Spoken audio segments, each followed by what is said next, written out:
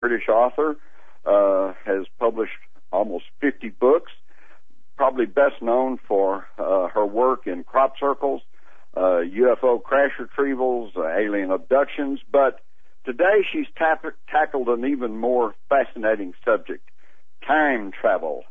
She has a new book out called Breaking the Time Barrier, The Race to Build the First Time Machine. It's published by Paraview Pocket Books, and I can see, Jenny, that you have taken the opportunity to look at the somewhat fantastic idea of time travel from a very, very scientific viewpoint.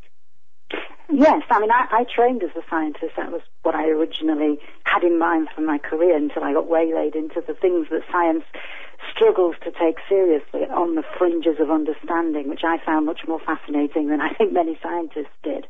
And what's always been important to me is that this is an issue which scientists themselves have been dragged kicking and screaming into taking seriously, because it's always been a massive anathema for them to accept that it is possible to defeat what they consider to be very strict rules of time. Yet everything that science has discovered, especially over the past 100 years since Einstein, has demonstrated that what we thought of that rigidity of time was no such thing, and that time travel actually appears to be a property inherent within the universe that is happening all of the time.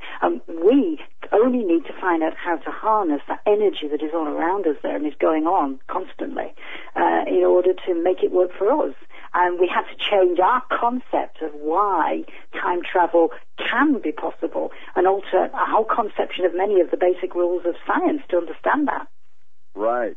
And let me compliment you and let me tell everyone who's listening that if you have the slightest interest in time travel, the reality of it, be sure and get Jenny Randles' new book, Breaking the Time Barrier. She does an excellent job of going over the scientific breakthroughs and theories over the past 100 years almost to show the potential reality of time travel.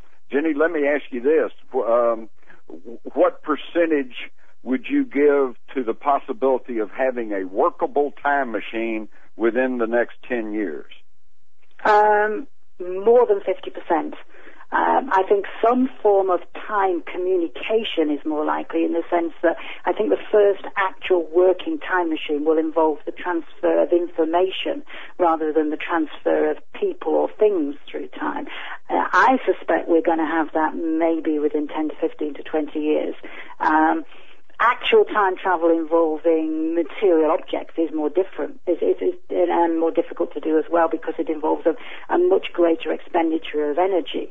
But it certainly isn't ruled out, and I wouldn't anticipate we'd have more than maybe 50 years to wait for that to happen.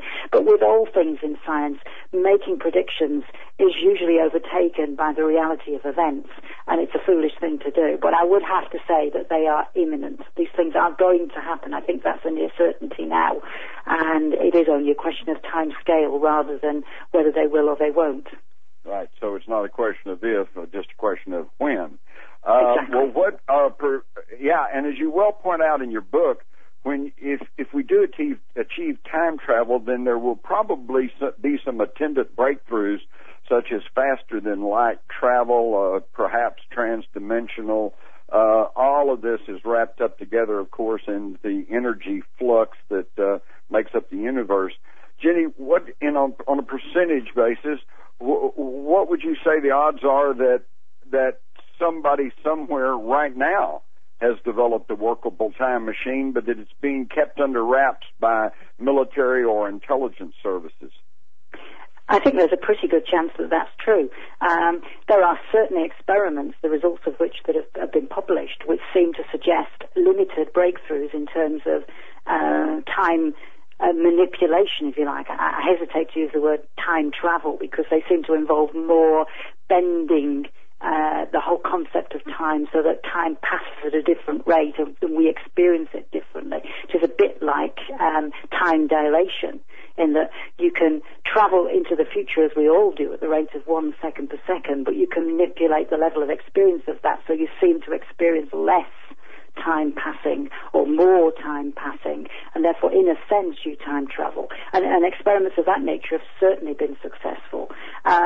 As opposed to whether we've actually got working time machines locked away in a laboratory somewhere, I don't know, but that's certainly not impossible.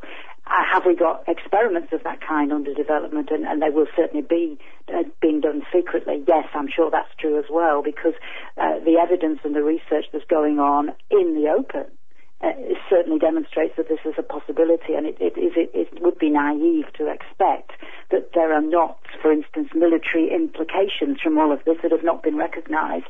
And of course, as we know, military implications usually involve secrecy. Right, exactly. And speaking of, in your book, you talk about a Russian scientist, Dr. Chernobyl, and he stated that he had access to U.S. documents showing that there had been a time experiment as an accident during World War II. Would this be confirmation of the so-called Philadelphia experiment? It could be. I'd say no more than that at this stage. The Philadelphia experiment is certainly fascinating, and there are lots of avenues of exploration that you can bring to bear about that. I don't think there's any doubt that some kind of an experiment took place. I think initially it was not developed as a means of trying to produce time travel. It is certainly possible that the kind of research that they were doing, which developed out of the research that Tesla was doing in the late 19th century, could have, as a byproduct, affected the nature of space-time in the vicinity of where it was occurring and caused, if you like, ripples through the whole environment, which produced time distortion effects. All of that makes sense in terms of the science as we now understand it, but which was pretty primitive, certainly in Tesla's day, and our concepts of it were even not stretched fully in the 1940s, but now we understand it a lot better, and it makes complete sense if you piece this together over the course of the 100 years, that could have been what had happened as a side effect, an unexpected either benefit or demerit of the experiment itself. But certainly that wasn't the intention of the experiment, but it could have been a consequence, yes.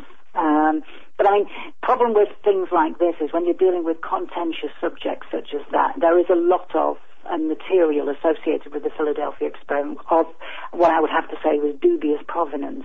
And scientists inevitably are not going to be drawn into taking too much from that, which is one of the reasons that I deliberately don't go into the details of the Philadelphia experiment within the book. I concentrate on bona fide scientists who have documented their research, as Chernobyl has done, and the research that they are doing now, which they can argue how they've done it and therefore leave the opportunity open for others to do.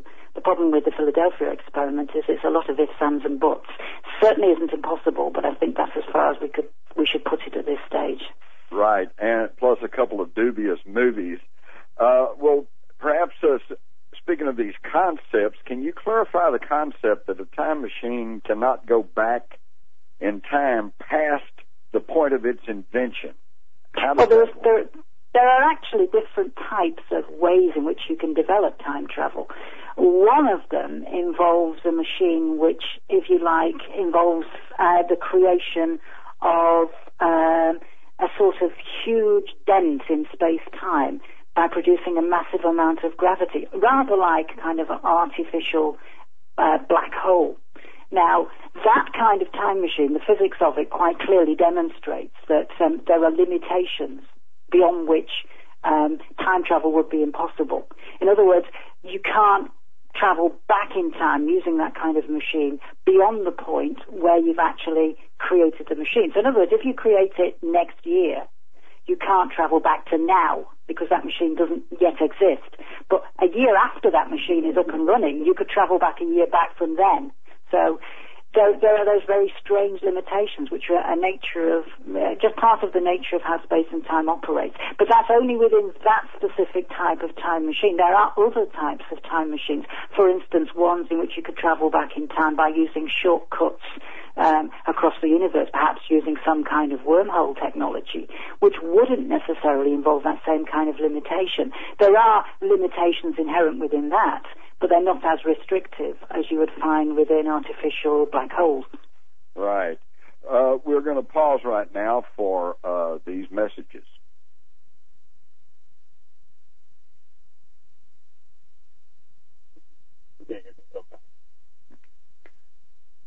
Jim Mars, and we're now back with Jenny Randles, and we're talking about her new book, Breaking the Time Barrier. Let me ask you this, Jenny. The entanglement theory, which is that the various energies of the universe are all tangled together, do you feel this supports the concept that everything in the universe is probably energy, and that even the things that we see as the material world at an energy level are all interconnected? Yes, aside from creating time travel through hard physical energies and fantastic levels of that through things like black holes and wormholes, the other type of time travel that's been attempted by many researchers since Tesla, because he generally worked on this principle too, is an effect on consciousness, whereas you experience time travel, if you like, in a kind of mental way, and you find yourself experiencing time in an almost fundamental sense as being almost non-existent, that the universe is one coherent whole where everything is interconnected, where you can become part of a huge reality that exists outside of our normal level of awareness and understanding. And everything that we've discovered about the nature of quantum physics since the 1920s has been dragging us in that direction. Most quantum physicists at first were terrified about the implications, and they fought against it. Einstein, for instance, although he was very instrumental in creating a lot of the science that led to quantum physics, and of course won his Nobel Prize for that kind of research rather than for relativity, was very careful to try and devise experiments that would prove that it wasn't true, because he hated the concept.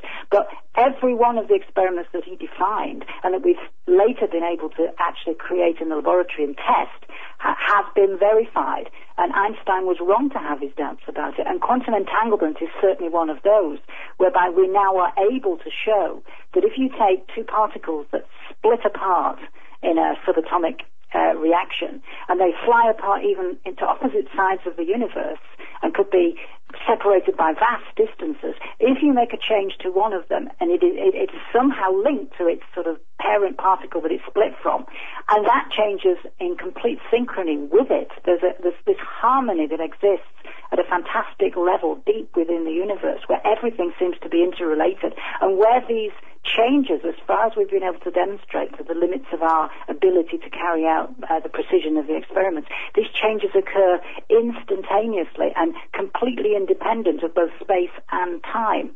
Now, we've used this kind of research to develop some very startling experiments over the last 3 or 4 years, which are taking us towards the development of teleportation devices, and we have working models of these. We're at that stage whereby time travel itself may be a few years away, but teleportation is here now. We've got that working. We only have to perfect it and make it into a practical device.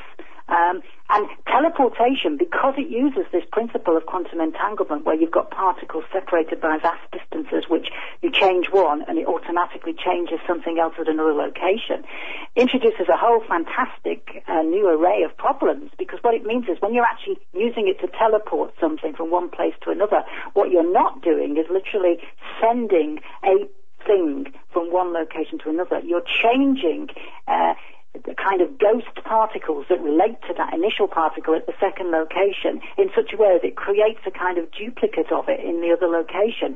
What we don't know is whether that means you're destroying and creating matter, destroying and creating life or consciousness or whatever, or simply because everything is linked together within the nature of space and time. We're just finding a whole new principle of the universe that we don't fully understand. Also, because we're doing this across vast distances, we're also transgressing time. So this is a form of time travel anyway. It's extremely complicated to put into words, but we're stepping into territory here which is just way beyond our comprehension. Now, I think we're actually running a bit too fast for ourselves, because we're now having to face questions like, are we creating or destroying matter? Are we actually traveling through time? Is there such a thing as time? Is it that at the fundamental level of the universe, consciousness proves that there is no space and time, that everything is timeless and spaceless, which we certainly don't have the answers to yet. Yes, and that's true. And so apparently the question is, to put it on a very simple term, is that if we're able to teleport matter, and we can take your body and recreate it halfway around the world, will your soul be there too? Exactly, because we don't know whether we're actually producing a duplicate of ourselves in a separate location, whether we're somehow going into a kind of another level of reality and recreating ourselves there, or whether because the whole of the universe is somehow one synchronous whole, whether when we do this, what we do is we simply reproduce ourselves anew in another location, and that is really still us. It's asking such fundamental questions, way beyond the whole concept of time travel and teleportation, that makes this whole thing very exciting, because yes, we're looking for answers to building a time machine. Certainly, they in themselves will have massive practical opportunities that they'll produce for us. But at the same time, they're posing fundamental questions about the nature of literally life, the universe, and everything, which will come into place as a consequence of this simple, if you like, experiment to try and define time travel. Well, now, you're dealing in your book here now primarily, I think, with physical time travel, but I'm sure you're aware of the remote viewing experiments that were conducted first by the American CIA and then by the U.S. Army back in the 70s and 80s, and I did some extensive study there. And when they were experimenting at Stanford Research Institute, they found when they were sending people out to a certain target, like say a building, and then they were having the remote viewers back at the lab try to determine psychically where they were going. And what they discovered was that on many instances, the viewers were able to pick up on the target before the people were given the target that were supposed to go there. And this would indicate that perhaps mentally, psychically, we can time travel right now. Absolutely. I think what it actually demonstrates is that time travel, certainly at the level of consciousness, is probably a fundamental property of the universe. And because it's happening at a quantum level within matter, it's also happening within our consciousness, because consciousness as an energy field is obviously related to quantum physics, and we don't understand the nature of mind at all. I've carried out my own experiments in that field over a number of years, and I've been able to verify virtually everything of those discoveries. And I would agree that from what I've seen in actual practical operation, when you do remote viewing, you demonstrate that time and space become completely independent of one another. There is no such thing, and it is perfectly possible to perceive things ahead of time, yes. That's pretty exciting. I interviewed one of the Army's remote viewers who said that at one point he actually went back and found himself in the middle of a battle during the Middle Ages, and that it was what they call bilocation, which means it was to the point to where even though physically he was not there, he felt like he was actually in the midst of this battle, and in fact was dodging arrows and battle axes and things like that. One of the things I've also found is that when you actually do this research, you demonstrate that there is a kind of symbiosis between consciousness and reality, to the extent that when people have apparent perceptions of the future, precognitions or whatever words you choose to call them, you also find that there's a kind of parallel experience within the physical world.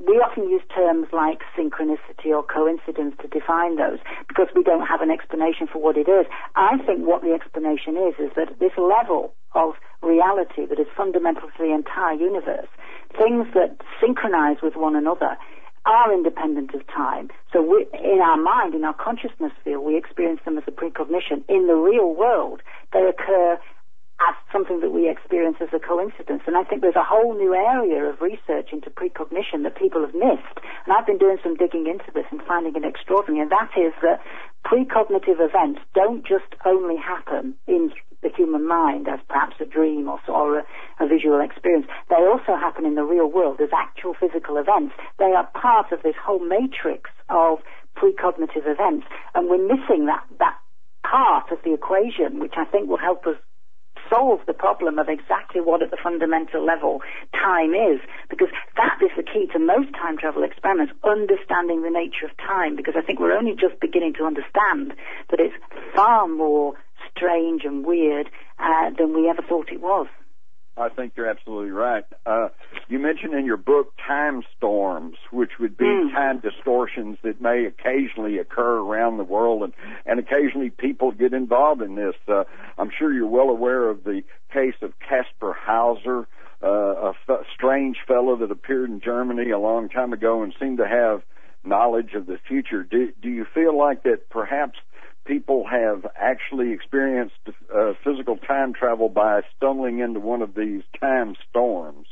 Oh, yeah, absolutely. About 20 years ago, I was first alerted to this by someone who told me of their experience, which I dug very deeply into, which involved being out in the remote desert region near the Himalayas, where they were suddenly confronted with this strange swirling mass ahead of them, which surrounded the entire party, a whole group of people. And there was a complete shift in reality that occurred as a consequence of this.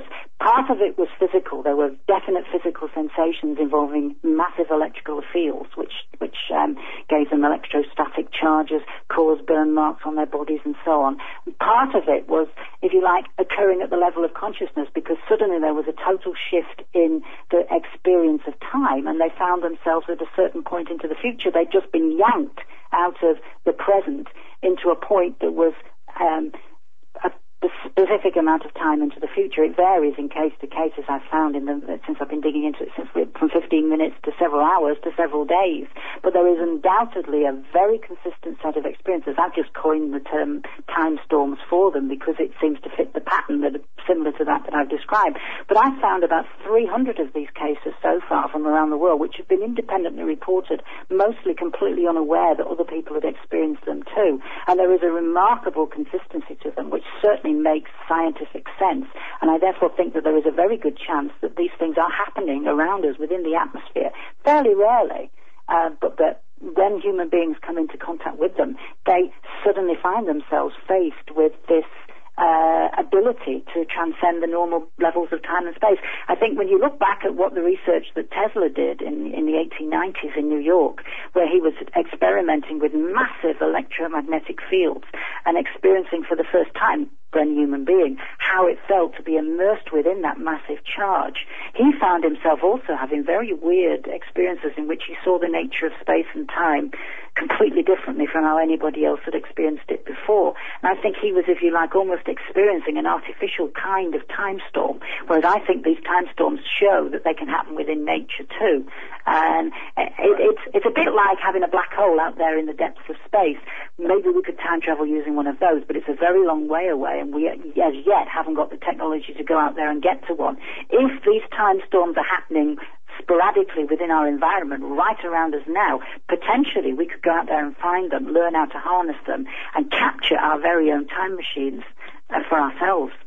I think so. Now, you have coined the term time storms, but then basically we're talking about this time distortion, and you just said that it's possible that people have had these are natural occurring things, perhaps, but you're well aware of the time distortion factor that is involved in UFOs and in alien abductions. In fact, you also coined the term the Oz factor.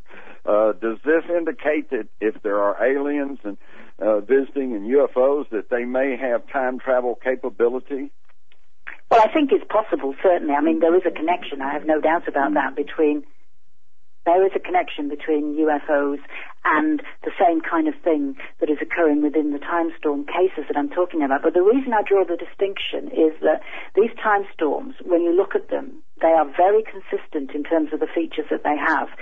There is nothing within them that suggests that they are some kind of alien technology. They have the characteristics of some kind of storm, a physical energy force that's manifesting within our atmosphere. Now, that, of course, may not be what they are. They may have some kind of trigger from some technology from somewhere else that's causing them. It's even possible that these time storms are actually a product of our own experiments into time travel from ahead of us, from our future, that are rippling back, if you like, through our own atmosphere and causing distortions within space and time now, because of experiments that we'll do maybe 20 years from now. That's certainly possible, because you'd expect that from time travel experiments. Time travel experiments would affect the past, i.e. our present, not just the time when the experiments are carried out. That's one of the difficulties you face. But they have a sense of being some kind of natural energy force occurring within the atmosphere, which we don't fully understand yet. All I'm saying is you take it one step at a time. As a scientist, you're trained to try and understand them firstly as if they were some kind of natural energy force. Harness them, understand them, figure out what they are before you try to conclude that they might be the product of some kind of alien technology. Of course, if it is a natural force within the universe, it's perfectly possible that some intelligent species from somewhere else has learned how to harness them before we yet have. So it doesn't necessarily mean that they can't exist side by side. There could be a natural energy happening within our atmosphere and also some beings that have used that and harnessed it and developed their own technology around it. Fascinating to contemplate all of this, and you raised some very thought-provoking questions in your book. Unfortunately, our short period of time has come to an end, and Ms. Jenny Randles, I want to thank you so much for this engaging and fascinating discussion of the reality of time travel. So be sure and catch her latest book, Breaking the Time Barrier, The Race to Build the First Time Machine. Thank you, Jenny, so much for being with me today. It's a pleasure.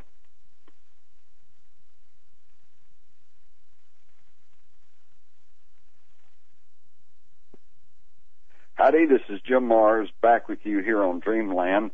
We had a fascinating discussion with Jenny Randles, the British author, and you can find her book, Breaking the Time Barrier, in the Jim Mars section of UnknownCountry.com bookstore. And right now we're going to turn to our host, Whitley Strieber, who himself has had several instances of some sort of time distortion. Whitley, I know that you heard a lot of what Jenny said. Did that prompt any memories in you of some of the experiences you've had? Well, it did, Jim. Actually, I have had quite a few of these strange experiences, and I was reflecting during the course of the interview with Jenny, and, you know, Breaking the Time Barrier is a really good book about this whole issue of time travel, but I was really wondering to myself, is it possible that the mind is the arbiter of time travel? Something that she said, that perhaps all reality is really in the mind and there is no space and time, struck home with me, because I've had some profound and powerful time and dimensional movements, even in the presence of other people who went with me in one case. And we never had a time machine. It was just people. So what does that mean? Let me give you an example of the first one that happened in my adult life. It happened a number of times in my childhood, but the most powerful one that I remember vividly happened in my adult life in March of 1983, some years before I was involved in the close encounter experience, or indeed had any memory of anything that had happened to me in childhood. I was getting ready to walk across Houston Street in Lower Manhattan on a March morning to go to the bank. And I started to step out into the street. And Houston there is LaGuardia Place is a large 2-lane street with a divider in the middle. And as I moved, something happened. I began to hear something in the street right in front of me, quite close, and so close, in fact, that I instinctively stepped back away from this creaking and noise, big time creaking and a lot of strange sounds. And there was sloshing, and there was creaking, and there were straps flapping. It was quite noisy.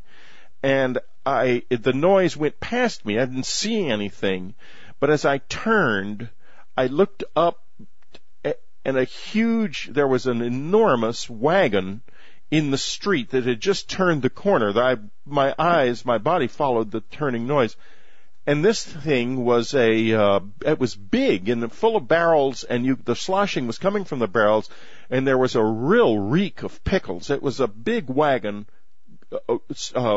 with pickles, transporting pickles. with horses, and big horses. And it was astonishing to see this. I just didn't expect it. And I turned a moment later. There was something. Was this vivid? Was this? Oh, it's absolutely. It was as real as. Absolutely looking at it. Yeah, as if I was looking at it. And at that moment, there was something brushed against my right side, and I turned back instinctively again, and a little woman, all dressed in black, in old-fashioned black clothes, sort of skittered away from me. And I then saw a group of the streets were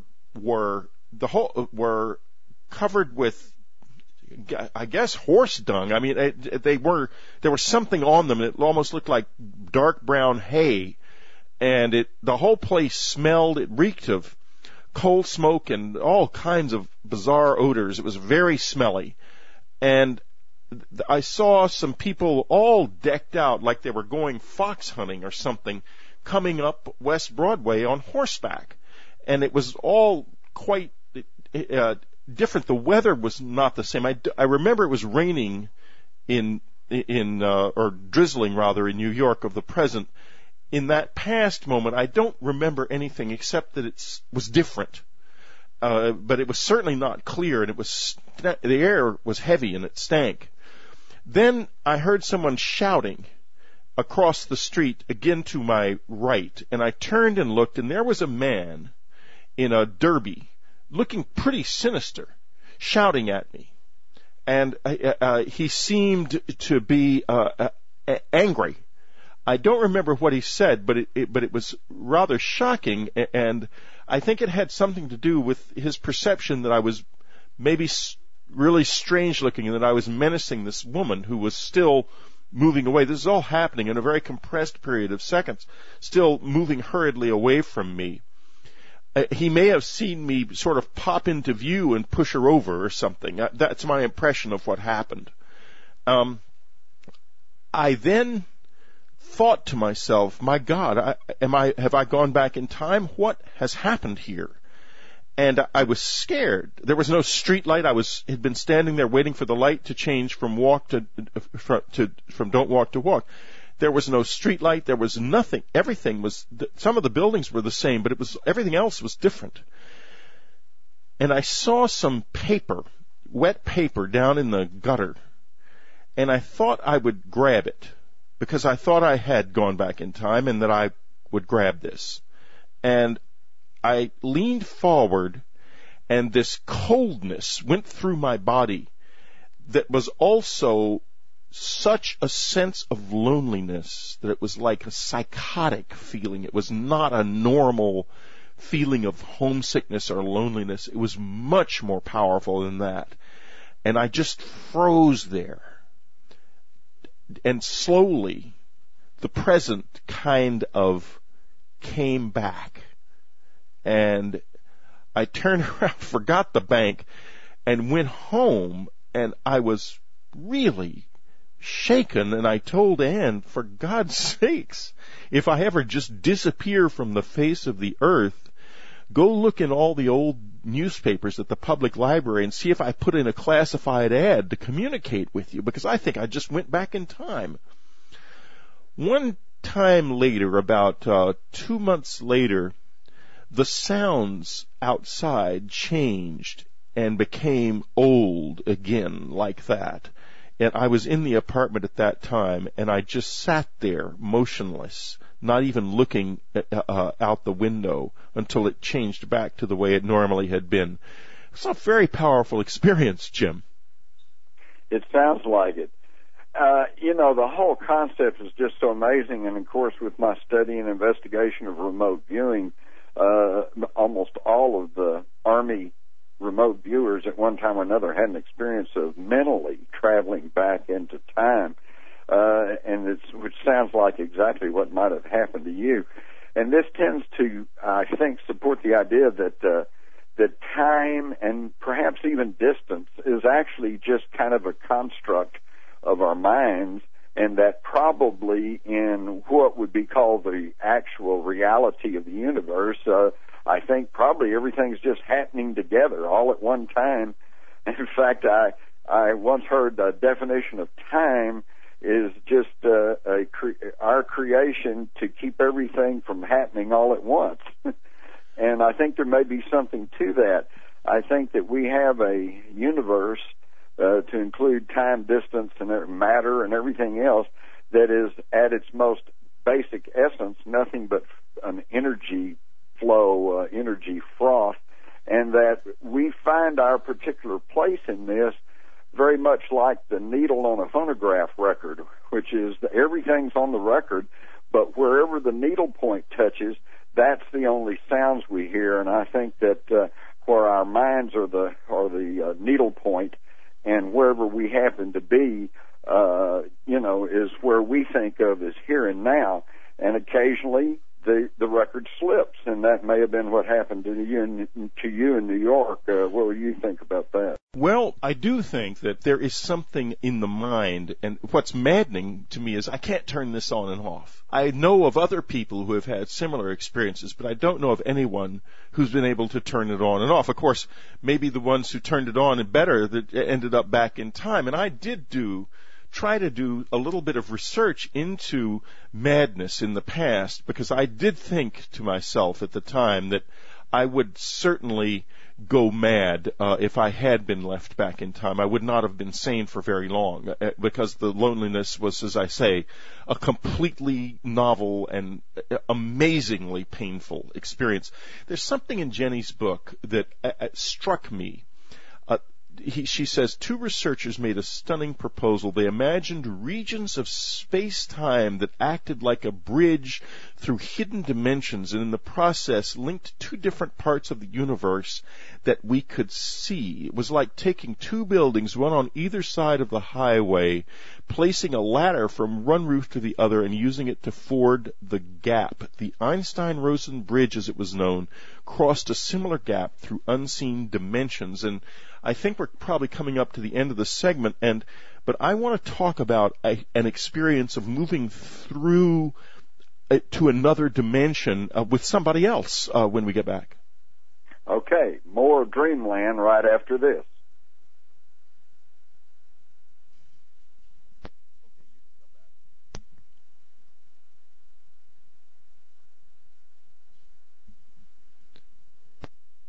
We're back now. This is your host, Jim Mars.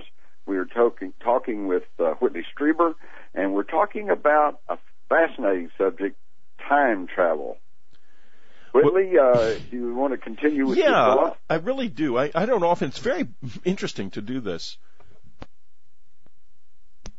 I don't often get the chance on Dreamland or anywhere anymore, since I very rarely interview anywhere else except on Coast with Art, to talk about these things. And I don't interview because, frankly, those of you who keep up with my journal entries and read my website know I've gone so far beyond where the press is at this point that there's no point in really interviewing with them. They can't ask me interesting questions, so I just forget about it. However, let's talk about interdimensional travel, and I will describe in detail an experience that happened to me when my son was about 11. He and a little friend were sleeping over at our cabin in upstate New York. And in the middle of the night, I woke up, and I was not there. And here's what I mean. I was in my bed, but I had no body. There was nothing, there was nobody there around me. I was just a consciousness sort of there. And naturally, I've been distressed by a lot of things, but and waking up with no body has to be way up there on the list of upsetting experiences. I tried to move because I thought, my God, what happened? Where am I going to go? Have the aliens, by this time I had deep into the visitor experience, stolen my body and left my soul behind? What's going to happen to me? And the next thing I knew, I drifted kind of down through the ceiling, and the boys' room was downstairs, immediately below ours. And I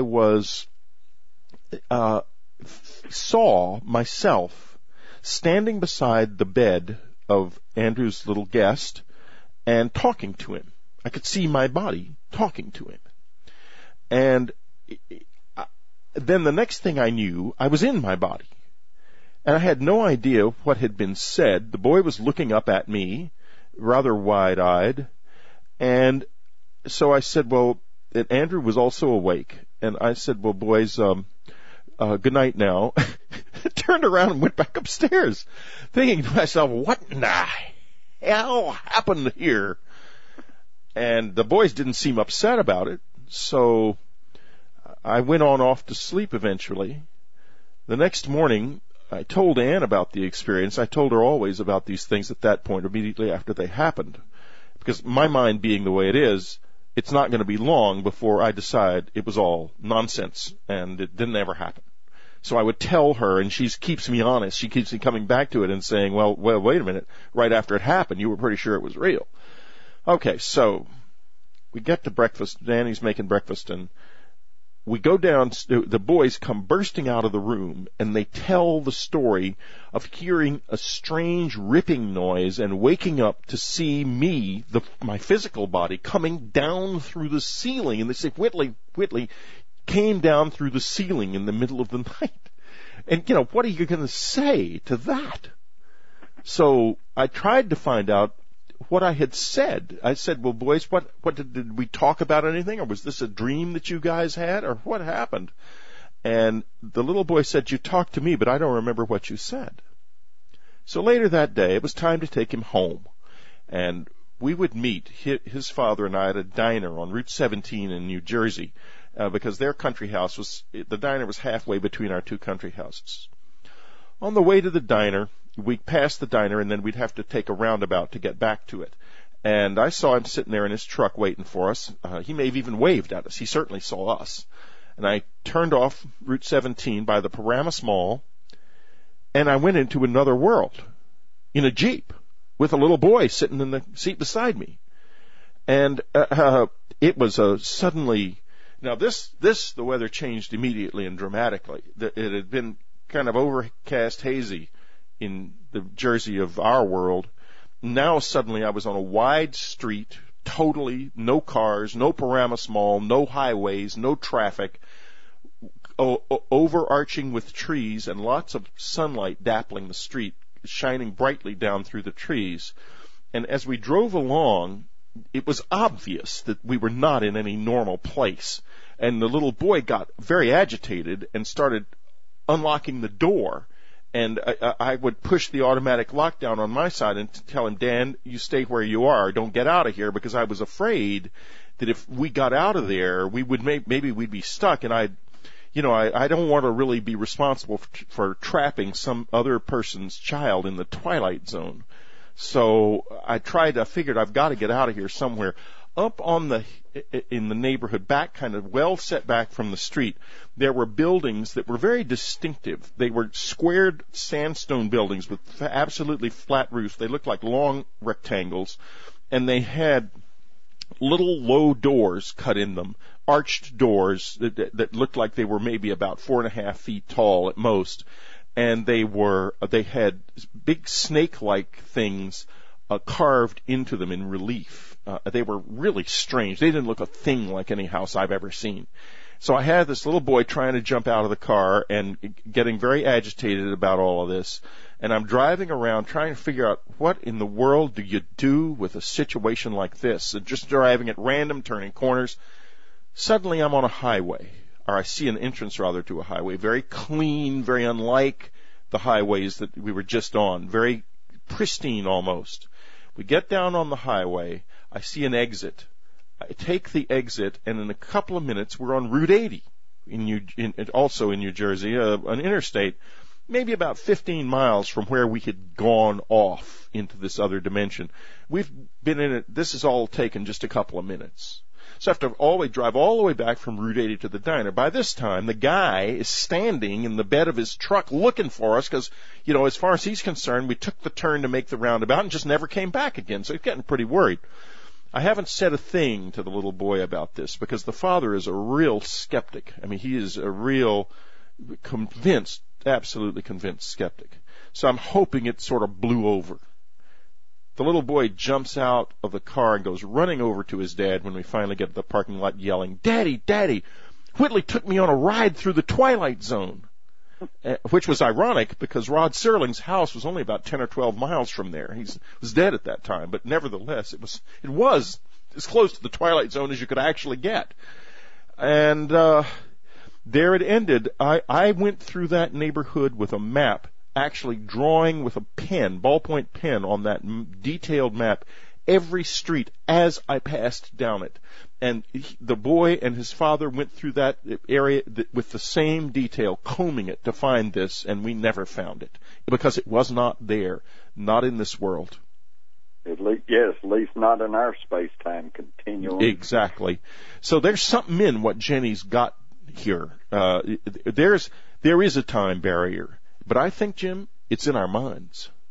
I think you're right. In fact, one of the items in Jenny Randles' new book, Breaking the Time Barrier, that I found fascinating was that if all of this entanglement theory, all of this idea that we are all one with the cosmos and that everything is a construct of our mental processes, then the concept is that we change it constantly. We time travel all the time, only we don't know about it because we may go back, change something in the past, but then our memories are of the change. And therefore, if you're thinking of something in the past, you only have your memories to work with, and if your memories adapt themselves to the changes in the past, then they're constantly adapting, it's constantly changing, and what you remember of the past may not be what actually happened at that point in the past. And, we see this happen a lot because you have two friends or a husband and wife, and they say, "Oh, you remember that time when you spilled the coffee?" And you go, "No, I didn't spill the coffee. You spilled the coffee."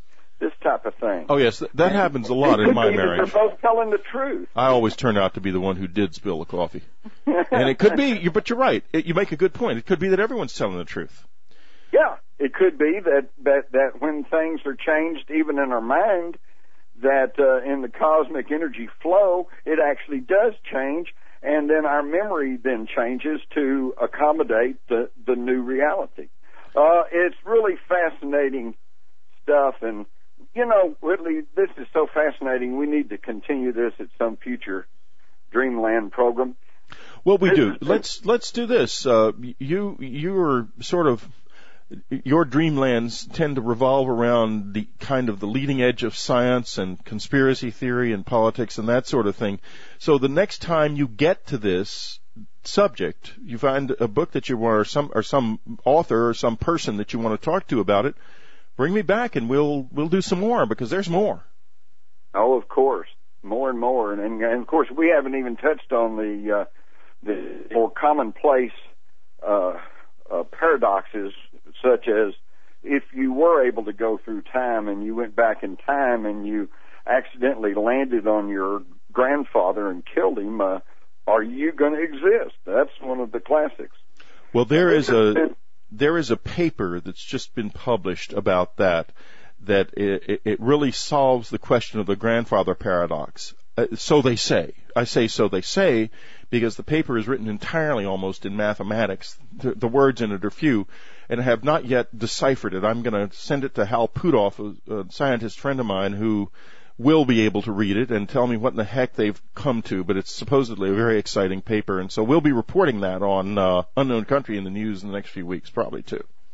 Well, Jenny Randles addresses that, too, and it's apparently the idea is that time has a inbuilt resistance, and that if you went back in time, for example, and tried consciously to kill your grandfather, that you would trip over the rug, the gun would go off, knock a lamp off the wall, hit you on the head, and you would not be able to kill your grandfather.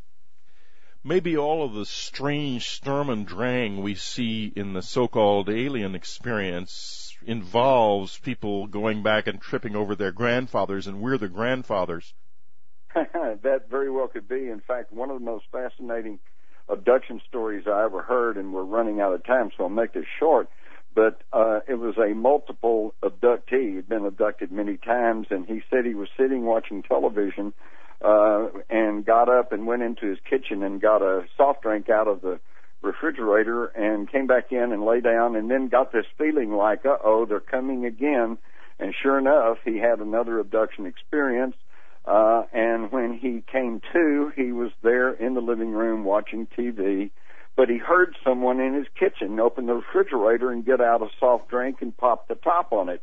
And he told me as he looked up, he saw himself coming around the corner into the living room, and he said in just the amount of time it took for that to register and for him to think to himself, my God, that's me, the figure of himself just kind of like dissolved and faded away. This tends to make me think that some of these aliens may have perfected time travel and that they simply brought this fellow back a few seconds too soon. Boy, and that reminds me of the guy who had a close encounter experience and spent the rest of his life, I mean, I guess he's still like this, if he's still kicking dust, is in a permanent state of deja vu that just never went away again. Right. Well, this is all fascinating, and you can find a lot of the information in Jenny Randles' new book, Breaking the Time Barrier, and you can find my own works in the Jim Mars section of UnknownCountry.com bookstore. And I've been talking here for the last two segments with Whitley Strieber, our host, and this is your guest host, Jim Mars, for Dreamland. Next up, we have Linda Moulton Howe.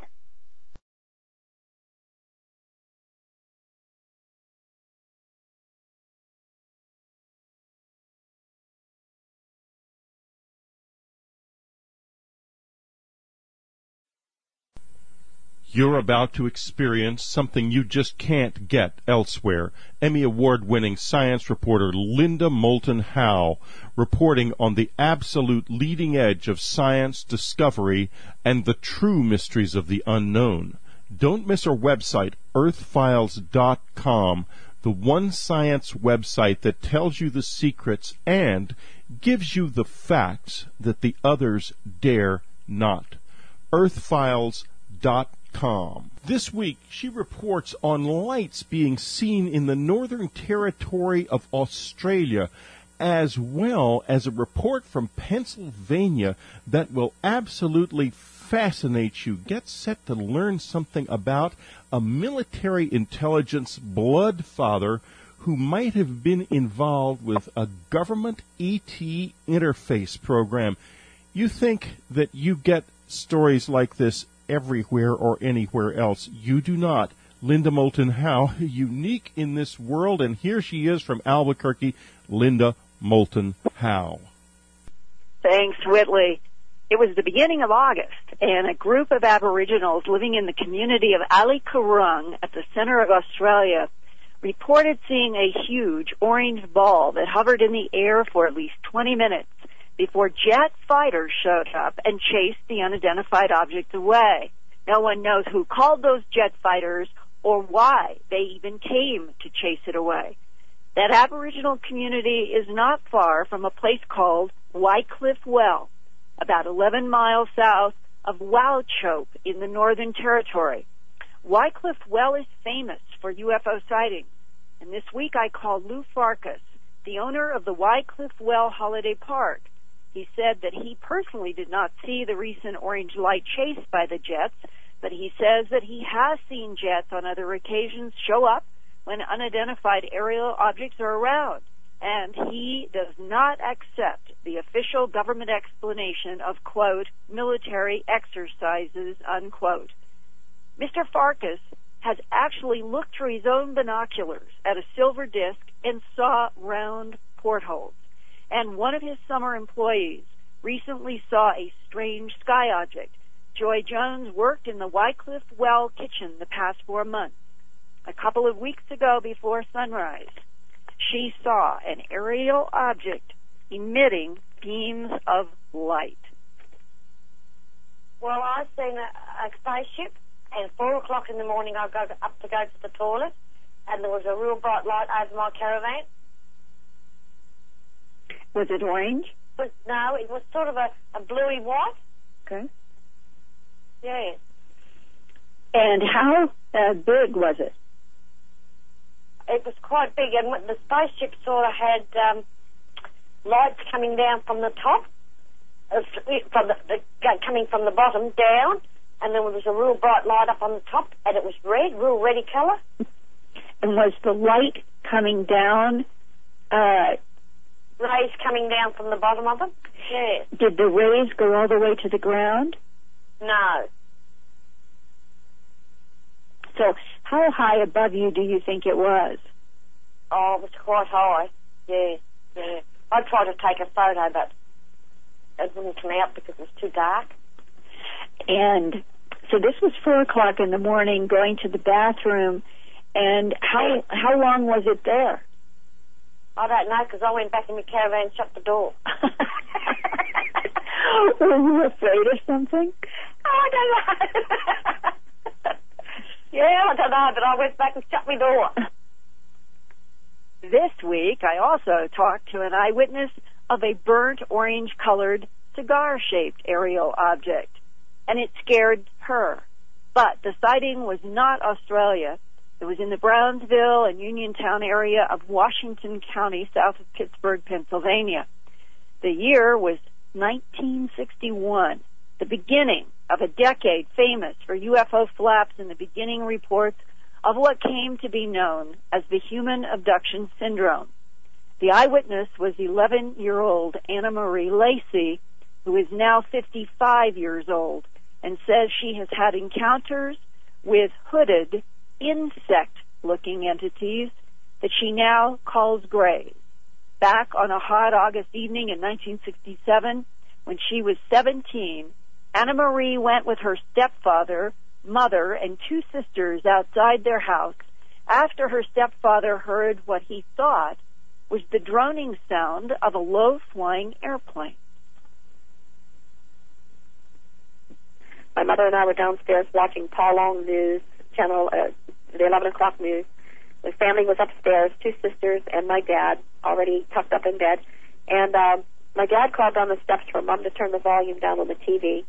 Said he thought he heard something like a plane in distress. And years ago he had his pilot license, and he flew some planes. So we turned the TV down, and Dad stepped into his trousers and came downstairs, and he thought he would go outside for a listen and a look. We all followed him outside, and we could hear this like droning noise in a distance, and it kind of like got closer. When we looked up, immediately above the rooftop, it looked like an old plane, like an old World War II kind of plane, engulfed in flames, and you could hear sirens and whistles and just all kinds of things. My dad was real agitated. He said, "Oh my God, this thing's going to go down." But then things got strange. It looked like everything kind of slowed down, and I could see what, instead of the plane, would be like something rounded, like a dome more. And at that time, I called it portals instead of windows, and there were like 7 of them, just standing, staring out, enough to make your blood run cold, for these entities, beings, which I now have identified as, I would think, grays, in scuba diving outfits. Just no emotion, nothing, just staring down. My dad, again, was real agitated. He said, look, it's going to go down. It's going to crash up in Malden. And we waited and waited, and it just kind of drifted off. Nothing happened. It didn't hit the ground. It didn't hit anything. There was no impact. We stood there for a while, and my dad said, well, we'll hear about this in the news tomorrow. He said it'd be in the newspapers or on the news somewhere. He said, or the neighbors. And nobody. No neighbors, no newspapers, nothing. We were it. Do you think it was like a theatrical production of some sort on the part of these grays? I don't think I've ever thought of it that way. I don't know. I really don't know how to equate that. I really, frankly, don't know. Well, in terms of your lifelong experience with the cloaked insect entities, would you think that this was being done for some purpose to test you all? I suppose it could have been. Maybe to raise an awareness. I never did understand why all of us would have seen that. Did you and your other sisters and Mom and Dad talk about these gray beings at the portal? No. Why? I'm not sure. It was just like not a thing to do. It sort of like years later with experiences with them, you knew not to talk. It was just a given. You just didn't say what you saw and knew. You knew not to talk, and that came from the grays, like as though it were a secret between you and them. Okay, and would that imply then that demonstration, even though the rest of your family saw it, was for you and you alone? I don't know. It may have been. I don't know. I have a lot of I don't knows, unfortunately. And there were numbers of little oddities like that at that time, leading all up to this other with the 1990 episode. Okay, well, talk about that in detail. Okay, that. I had been out Christmas shopping. At that time, my oldest daughter had already left home, and my youngest daughter was 17. My husband was sleeping in our room. And I came in with a bunch of packages, and that's before the cash registers had the itemized things on them. Mm-hmm. And I thought, I had just purchased the new Hallmark cassette, Christmas cassette. And I thought, I'll play this music, and I'll write on the back of the cash tapes what the purchases are. Then if I need to return anything, fine. So I began to fumble with the cellophane on the container. I was in the living room, and this was a small little 4-room bungalow at the time. And I walked through the doorway into the kitchen where the cassette player was on the countertop. And I'm still fumbling with the cellophane, and I walked over absent-mindedly to the trash, which was sitting by the basement door. And not thinking of anything. And I began to be aware of this golden glow. And I thought, did they go to bed and leave the basement door open with the upper light on? And when I, turned to look, I thought that doesn't make sense because the door swings shut. When I turned to look, there was no door. There was just space and this thing standing there in a robe. And when I say thing, an insect in a robe. Later I knew that it was a gray, but I didn't know what that was at that time.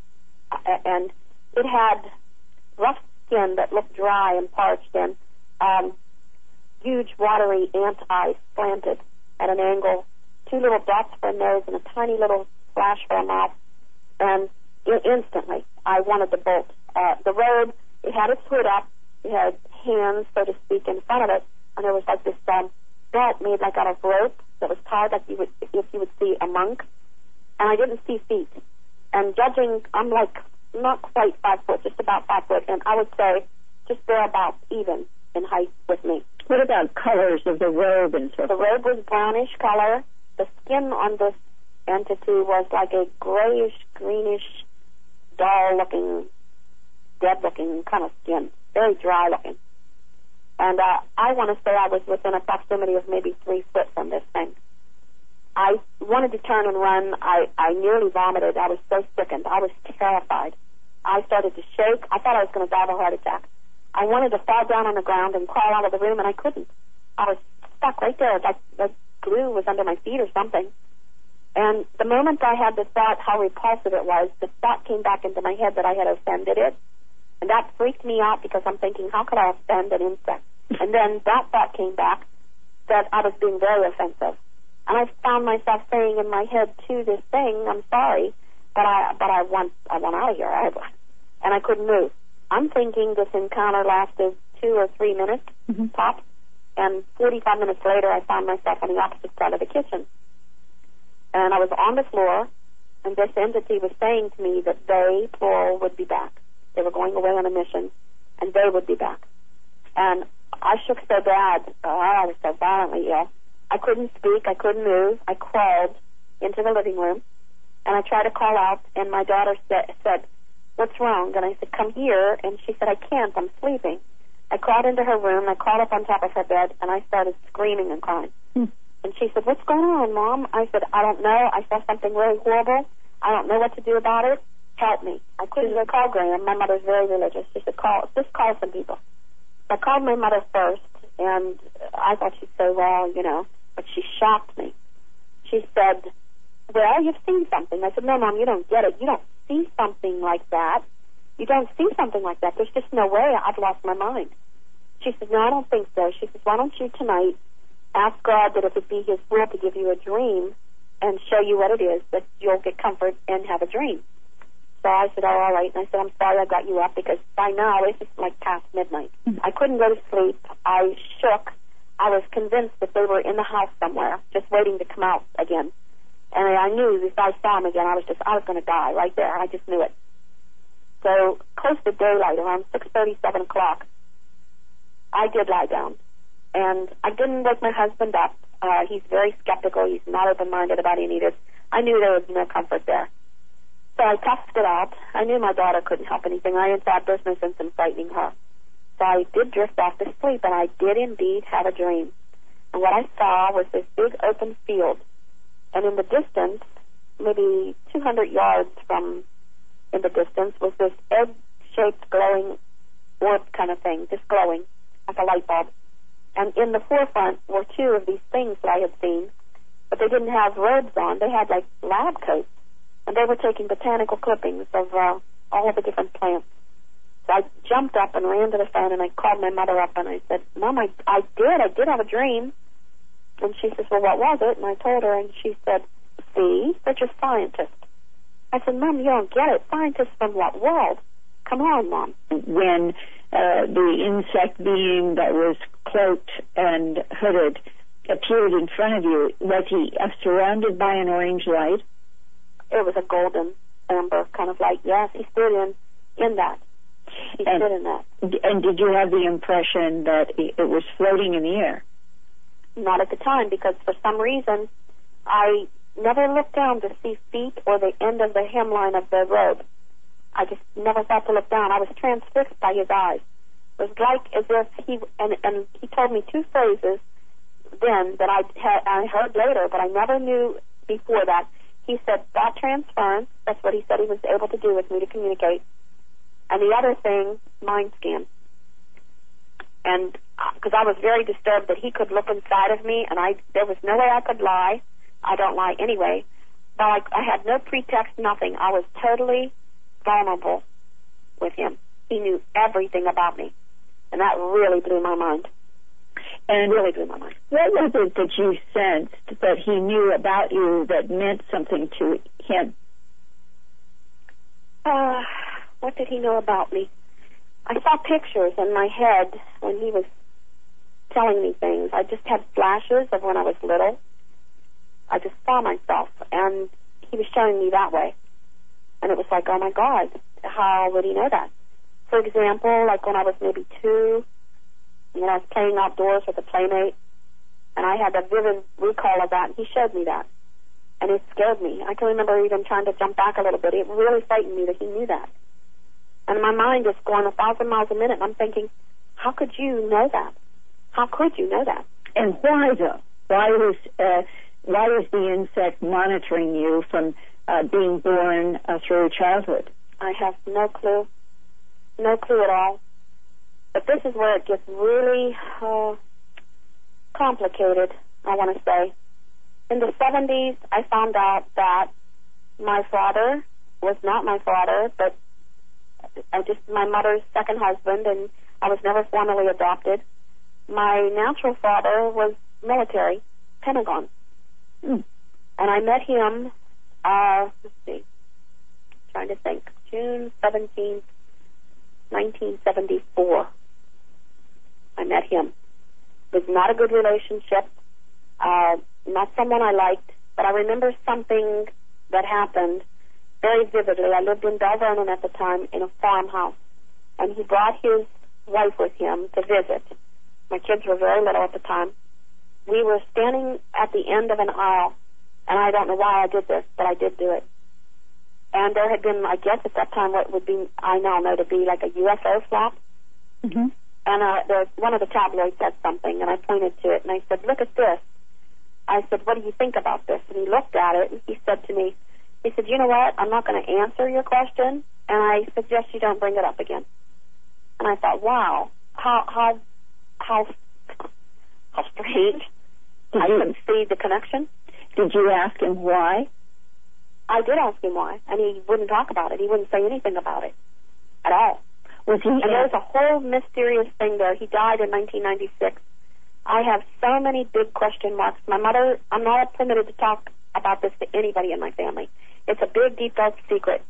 My grandmother actually gave me his name and told me he was in the military branch when my mother first disclosed to me that I was not my dad's child. I was 23 at the time, and she just blurted it out. And I said, but who is it? She said, you don't need to know. She says, but I can't live half a lie anymore, because she was really involved in this religious church. Mm-hmm. And I says, well, who is it? Well, I went straight to my grandmother, my mother's mother. And she said, I've been waiting for you to ask me that. Mm-hmm. And I said, you have? So she gave me a little painted picture of him in a military outfit. What rank the uniform was in the picture? At that time, it looked like Air Force, but the strange, mysterious part of this, I actually had photos of him in other military uniforms as well. There's a picture of him in France. He looks like he's in Army clothes. And this particular picture with the oil painting looks like he's in the Air Force. Mm-hmm. I have no idea. There are people who work for intelligence. Yes, and I found out later that that's what was told to me that he was. Mm-hmm. He's buried in Arlington Cemetery. I've never seen his grave. He's buried in Arlington Cemetery in a mausoleum, supposedly with high military honors. He had been cremated. And if your father was working for intelligence, and let's assume that he knew about the extraterrestrial presence. He knew real well about it. Yeah. Then I wonder if this is part of what has been hinted at in other cases of hybridization with knowledge by people in our military. I wonder about it, and I'll tell you why. You tell me this. This is like one of the biggest things. Sorry if I start to cry because it's hard for me. When he took me to the Pentagon, you're talking of a girl that, at that time, 23 years old, I hadn't been anywhere, had never flown, and he sent me an airline ticket to come down. And I was very impressed. I thought, oh my gosh, I'm going to the Pentagon, I'm going to D.C. I was all caught up in this. It was like a whirlwind thing. We grew up in abject poverty, very, very poor. And when I got down there, his whole world was, they vacationed frequently in Peru and Bolivia, and they had little niches in the wall with these little artifacts that they would bring back, the antiquities. They had diamond collection, they had stamp collection, they had 3 cars, they lived in a very nice house outside of D.C. They lived a life totally different than mine. I was caught up in that, and I thought, oh my God, how impressive. We get there, he pins on a photo ID of me that I never posed for. And I'm thinking, now how could he do that? That's me on that photograph, but how could he do that? Had a clip on it. He put it right on the front of my blouse. We got in the elevator, and we were going to go down to where I thought we were going to his office. I counted 17 floors, and my mind was just boggled. I did not know that there was anything beneath the Pentagon. I didn't know it. And I counted 17 floors, and the elevator popped open. And he said, when you step out of the elevator, step forward and with your left hand put it on that screen. There was this podium kind of thing. And I remember stepping out, and I took my left hand and put it on the screen, and what we now know to be thermographics, it lit up like a greenish kind of thing, and all of this digital stuff came off to the side of the screen. It said all kinds of stuff. The turnstile made a click, and he said, go through. And I'm standing there. I know my jaw was on the floor. I know it was on the floor. Like, oh my God, what is this? What is this? And I looked around, and there were golf carts, there was a post office, a barber shop, there was a world in there. And I'm like, oh my God, we're underground, and this. I was just mesmerized. I mean, totally mesmerized. Did he say anything about it? Nothing. He just didn't say a doggone word. He didn't even look at me. He knew that I was just like bowled over. He said, walk with me, and I got the creeps at this point because we walked down these long corridors, and every, I want to say 12 feet was an MP with a gun and the whole thing standing at full military attention. And on the walls were these life-size portraits of, like, Eisenhower and all these portraits of all these military heroes. And I'm like, oh, my God. So he said, stop right there. He said, you don't have, and here's the word he used, stuck in my brain. He said, you don't have clearance to go any farther than this. So why did the military father figure take Anna Marie to the Pentagon at all? Were other interested military eyes watching her through cameras in the underground city? Is Anna Marie Lacy a human ET hybrid? When I asked her that question directly, she said she really did not know.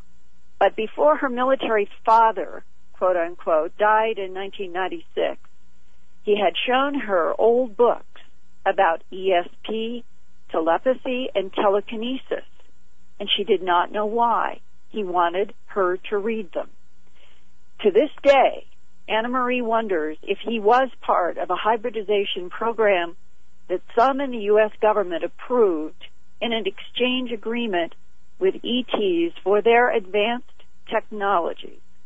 And Whitley, I have heard other bits and pieces from other people over the last 25 years that are a little bit like her story, not quite specific and as detailed, but they have always left me with the question, how many, if there has been a hybridization program that was authorized, how many hybrids are working and living on this planet? Boy, Linda, have I got a lot to think about with this, because, you know, this has been a big feature of my life. First, my own life, obviously, and then second, although to an extent I don't think I'm part of that.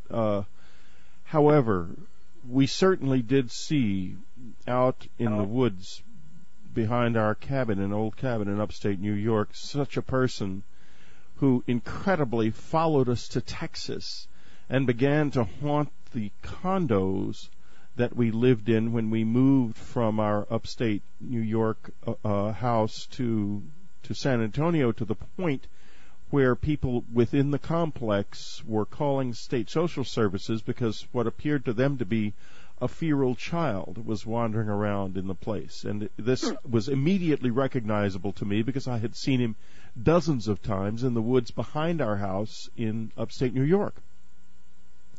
And that's not all. There was a remarkable meeting with a mother and daughter in Mexico, a young woman about 4 or 5 years ago who had huge eyes and very, very fragile, thin limbs. She was a perfectly gorgeous girl. Her mother believed that she had been conceived in a close encounter experience. She remembered very well at the border between Costa Rica, I believe, and Nicaragua in the night, one night, when they were laid over waiting to cross the border when it opened in the morning. There is a new book out called Rachel's Eyes. It is also another story about a military father figure, an alleged daughter, a daughter who was strange to the people in which the military father figure placed her at a school. This was on the West Coast, up in the Washington, Oregon area.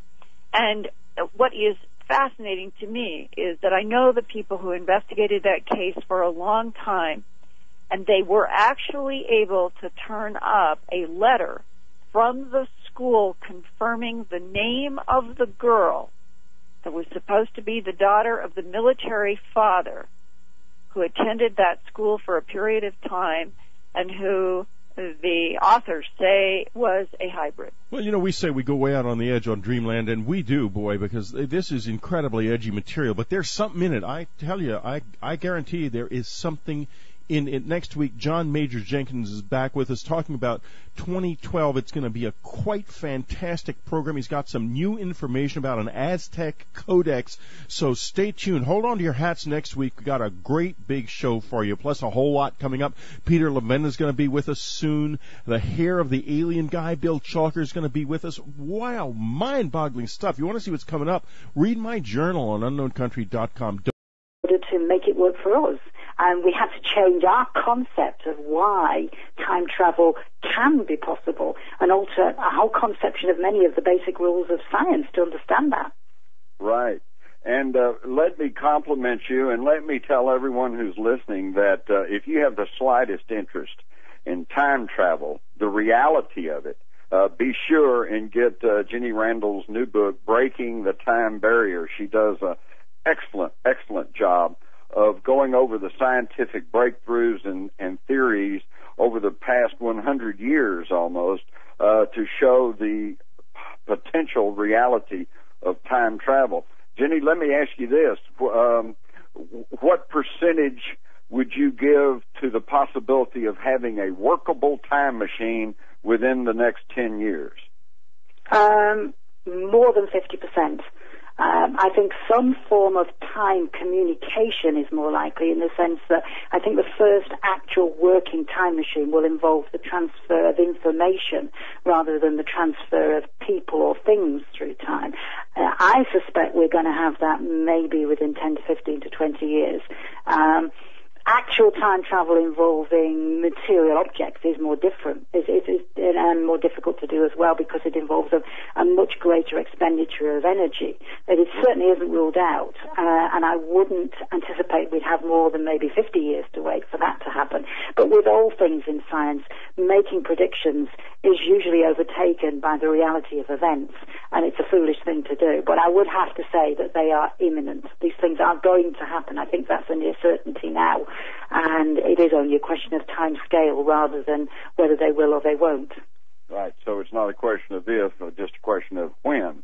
Exactly. Well, and as you well point out in your book, if we do achieve time travel, then there will probably be some attendant breakthroughs, such as faster than light travel, perhaps transdimensional.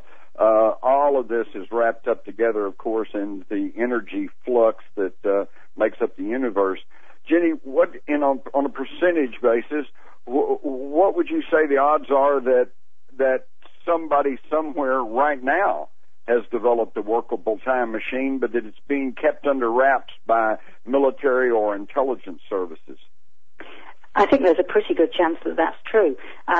There are certainly experiments, the results of which that have been published, which seem to suggest limited breakthroughs in terms of time manipulation, if you like. I hesitate to use the word time travel because they seem to involve more bending the whole concept of time so that time passes at a different rate and we experience it differently. It is a bit like time dilation, in that you can travel into the future, as we all do, at the rate of 1 second per second, but you can manipulate the level of experience of that so you seem to experience less time passing or more time passing, and therefore in a sense you time travel, and experiments of that nature have certainly been successful, as opposed to whether we've actually got working time machines locked away in a laboratory somewhere. British author has published almost 50 books, probably best known for her work in crop circles, UFO crash retrievals, alien abductions, but today she's tackled an even more fascinating subject, time travel. She has a new book out called Breaking the Time Barrier, The Race to Build the First Time Machine. It's published by Paraview Pocket Books, and I can see, Jenny, that you have taken the opportunity to look at the somewhat fantastic idea of time travel from a very, very scientific viewpoint. Yes, I mean, I trained as a scientist. That was what I originally had in mind for my career until I got waylaid into the things that science struggles to take seriously on the fringes of understanding, which I found much more fascinating than I think many scientists did. And what's always been important to me is that this is an issue which scientists themselves have been dragged kicking and screaming into taking seriously, because it's always been a massive anathema for them to accept that it is possible to defeat what they consider to be very strict rules of time. Yet everything that science has discovered, especially over the past 100 years since Einstein, has demonstrated that what we thought of that rigidity of time was no such thing, and that time travel actually appears to be a property inherent within the universe that is happening all of the time. We only need to find out how to harness that energy that is all around us there and is going on constantly. I don't know, but that's certainly not impossible. Have we got experiments of that kind under development, and they will certainly be being done secretly? Yes, I'm sure that's true as well, because the evidence and the research that's going on in the open certainly demonstrates that this is a possibility, and it would be naive to expect that there are not, for instance, military implications from all of this that have not been recognized.